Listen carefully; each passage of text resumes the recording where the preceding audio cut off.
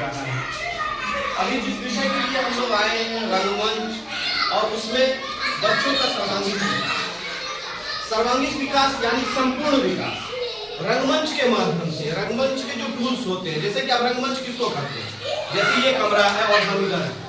आप हमको देख रहे हैं, हम जो भी बता रहे हैं एक विषय है।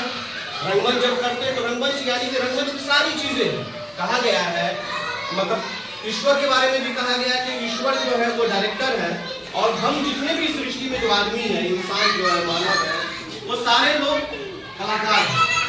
वो डायरेक्टर जैसा जैसा इशारा करता है हम जीवन में वैसा करते हैं। ये मानते हैं, कहा जाता है कि रंगमंच है, पूरा दुनिया रंगमंच है, और भगवान है, ईश्वर है, कोई शक्ति है, पावर है, वो हमसे करवा है। अब सबसे बड़ी बात है कि आप ये कहिएगा कि इस विषय में हमारी भूमिका क्या है। अब जैसे कि हम विद्यार्थी, तो पहले सबसे पहले आता है संस्कार, क्योंकि हम अपने घर में जो माँ है, बापी है, भाई है, बड़े छोटे हैं, चाचा है, आंटी है, अंकल है, तो उनका जो रिगार्डनेस होता है, जो सम्मान होता है, जो हमें शुरू से ही बताया जाता है कि ये आपके चाचा जी, ये बड़ी माँ है, ये मामा है, ये नाना है, ये नानी, ये हमारे रिश्ते को बताया जाता है, यानी कि अलग अलग चरित्र के बारे में बताया जाता है, उसकी भूमिका के बारे में बताया जाता है, उनके साथ रिश्ते क्या है। अब रंगमंच की जहाँ तक बात करते हैं, रंगमंच में आप ये कैसे रिलेट होता है। अब रंगमंच देखिए, हम विद्यार्थी हैं, तो हमको विद्यार्थी है तो कोई भी चीज हम पढ़ना चाहते हैं, याद कैसे होगा, उसको हम पढ़ेंगे कैसे, पढ़ने का तरीका, और जब हम कहीं पर जाएंगे, जब हम बोलने की कला